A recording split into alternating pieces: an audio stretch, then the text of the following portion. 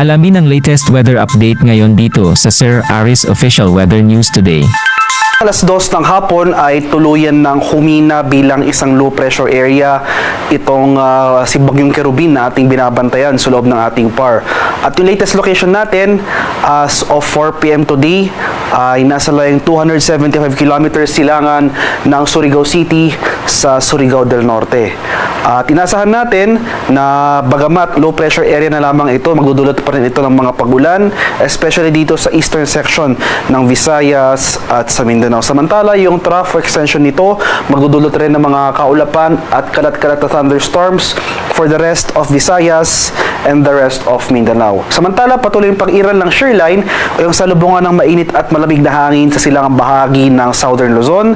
Samantala, ito rin northeast monsoon o yung amihan, magdudulot ng mga kaulapan at pag-ambon sa mga rehiyon ng Cagayan Valley, Cordillera, pati na rin dito sa lalawigan ng Aurora.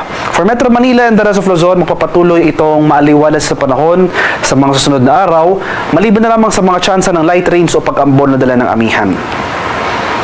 Dahil sa patuloy na epekto ng shoreline, asahan natin dito sa rehiyon ng Kabikulan, pati na rin dito sa lalawigan ng Quezon, na magpapatuloy itong mga kalat-kalat na pag-ulan, pagkulog at pagkidlat na dala ng nasabing weather system. Kaya maganda tayo sa mga banta ng pagbaha at pagbuhon ng lupa sa area na ito. Samantala, tulad na sabi ko kanina, itong area ng Cagayan Valley, pati na rin dito sa bahagi ng Cordillera at sa area ng Aurora, maulap na kalangitan na rin nating inaasahan at kung may mga pag-ulan man tayong mararanasan, ito yung mga light rains lamang.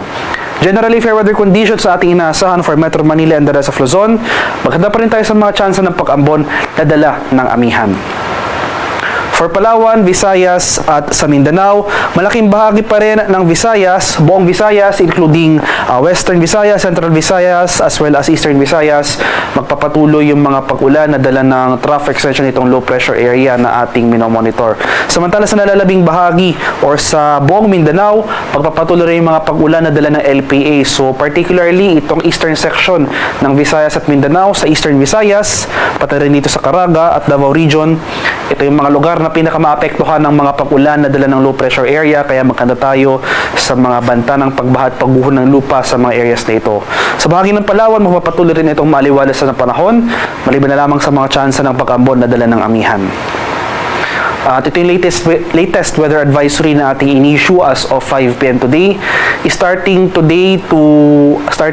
ngayong gabi hanggang bukas ng hapon, asahan natin na dahil sa pag-iral or sa epekto ng low pressure area at ng shoreline, pinakamaapektuhan itong mga areas ng Eastern Samar, Leyte, Southern Leyte, pati na rin dito sa Dinagat Islands, Surigao del Norte at Surigao del Sur. Asahan natin itong mga lugar na shaded by orange, heavy to intense rains, 100 to 200 millimeters of rainfall. Samantala, moderate to heavy rains naman ating inaasahan sa rest of Eastern Visayas, Central Visayas, ilang bahagi ng Caraga, pati na rin dito sa area ng Misamis Oriental.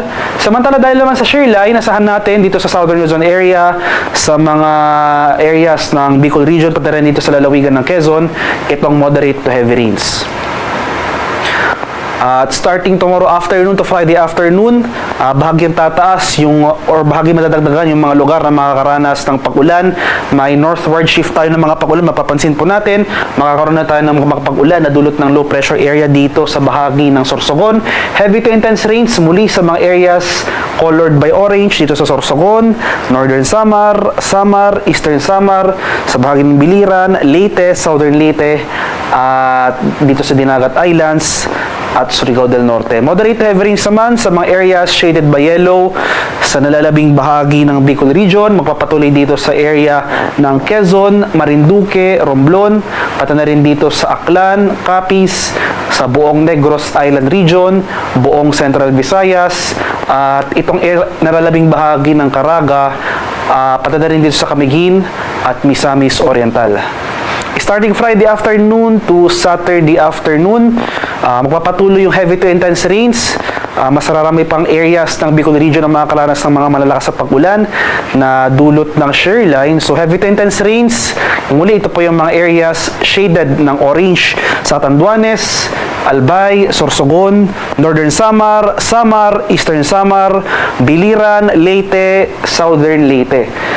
Inasahan natin ang moderate to heavy rain sa mga lugar shaded by yellow, sa nalalabing bahagi ng Kabikulan, sa area ng Marinduque, Oriental Mindoro, Romblon, dito sa bahagi ng Palawan including Calayan Islands, buong Western Visayas, buong Negros Island region, buong Central Visayas, at itong ilang areas ng northern portion ng Mindanao sa mga lalawigan ng Zamboanga del Norte, Misamis Occidental, Misamis Oriental, pati na rin dito sa Agusan del Norte at Surigao del Norte including Dinagat Islands. Kaya sa mga lugar na ito, especially itong mga lugar na shaded by orange, no, heavy to intense rains po ang ating inaasahan. Maghanda tayo sa mga posibleng banta ng pagbaha at pagguho ng lupa, lalong-lalo na kung tuloy-tuloy ang pag-ulan na ating mararanasan. So kahit na nag-downgrade na into low pressure area itong bagyo, inaasahan natin na in the coming days ay tatawid ito sa Visayas, Mindanao area. So magkocross itong sama ng panahon na ito. So magdudulot ito ng pag-ulan sa mga nabanggit na lugar. So in addition sa low pressure area na ito, posible rin magkaroon na epekto itong shear line o yung convergence ng mainit at malamig na hangin. Kaya malaking bahagi ng Southern Luzon as well as Visayas, pati itong northern portion ng Mindanao, magkanda po tayo sa mga banta ng flash floods at landslides at ugaliing umantabay sa mga rainfall advisories or heavy rainfall warnings na ini-issue ng ating Pag-asa Regional Centers sa ating mga lokalidad. At sa kalagayan naman ating karagatan, sa kasalukuyan, so as of 5 p.m. today, nagtaas tayo ng gale warning number 1 in anticipation sa mga malalakas na bugso ng hangin na dala ng northeast monsoon o yung hanging amihan. So as of 5 p.m. today, may gale warning tayo nakataas sa mga area or sa mga lalawigan ng Batanes, pati na rin dito sa Babuyan Islands. Samantala, rough sea conditions or maalong karagatan rin ang ating inaasahan sa western seaboard ng northern Luzon at moderate to rough sea conditions katamtaman hanggang sa maalong karagatan sa eastern section ng ating bansa. Kaya iba yung pag-iingat sa ating mga kababayan na maglalayag at sa ating mga kababayang mangingisda at may mga maliliit na sasakyang pandagat sa mga areas na may gale warning, huwag po muna tayong pamalaot dahil posible tayong makaranas dyan ng maalong karagatan na dala ng hanging amihan. At para naman sa ating 3-day weather outlook sa mga piling syudad ng ating bansa, malaking bahagi pa rin ng Northern and Central Luzon o sa mga syudad yan ng Metro Manila at Baguio City for the next 3 days or from Friday to Sunday, magpapatuloy pa rin itong maaliwalas sa panahon kung may mga pag-ulan man tayong mararanasan. Ito yung mga light rains o pag-ambon lamang. For Bicol Region and most of Quezon, magpapatuloy pa rin yung mga pag-ulan o yung mga kalat-kalat na pag-ulan, pakulag at pakilat na posibleng magdulot ng mga pagbaha at pagbuho ng lupa na dulot ng shear line. Sa mga lugar naman sa Visayas, so malaking bagay rin ng Visayas, magpapatuloy yung mga pag-ulan na dulot nitong posibleng tatawid na low pressure area na dating ang si Bagyong Kerubin. So especially dito sa Tacloban City, from Friday to Sunday, magpapatuloy yung mga pag-ulan na ito.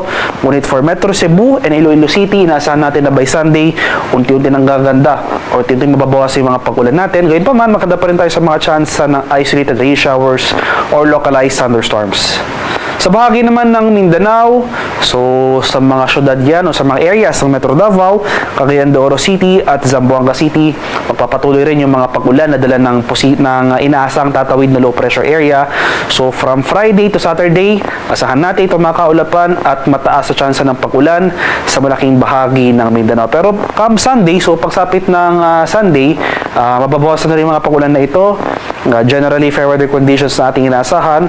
Pero pagsapit ng hapon hanggang sa gabi, mataas pa rin yung mga chance ng isolated rain showers at localized thunderstorms. Kaya ugaliin pa rin magdala ng pananggalang sa ulan. At ang haring araw dito sa Kaminilaan ay lulubog mamayang 5:31 ng hapon at sisikat naman bukas sa kanap na 6:15 ng umaga.